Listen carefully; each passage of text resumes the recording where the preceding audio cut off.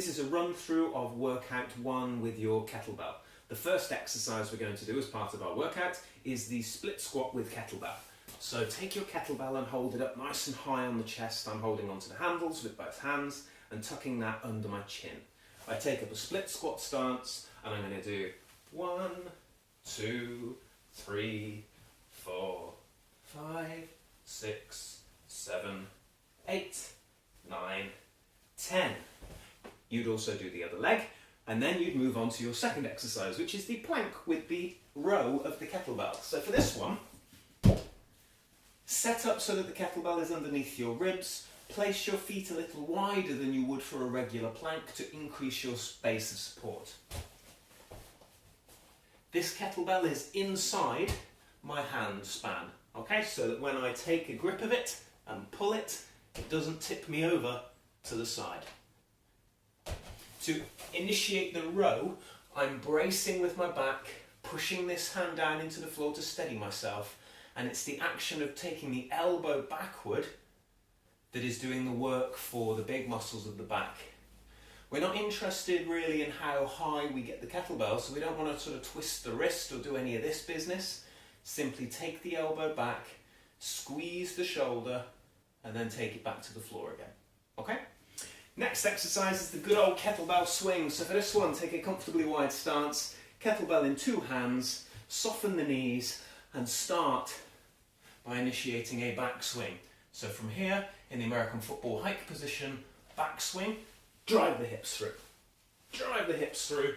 When it gets to chin height, I'm stopping that forcefully and sending it back down by throwing it at the ground. So you're bracing at the top and throwing it down. You're bracing at the bottom and kicking it up for 3, 2, 1, and wind it down to a stop.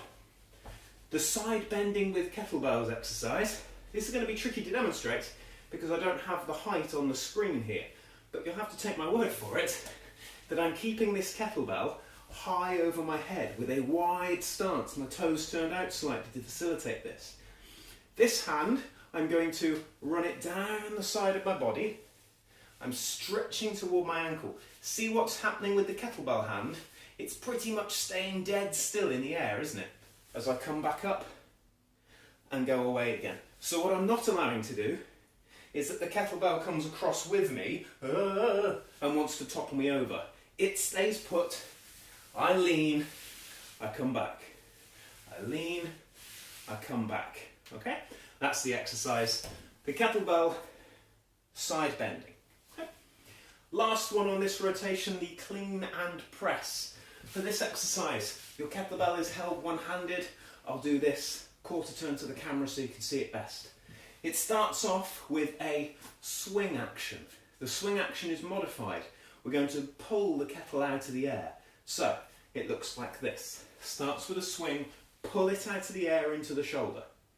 I'm pulling it out of the air before it gets to shoulder height so that it doesn't go up in a loop and crash down into my shoulder. Okay?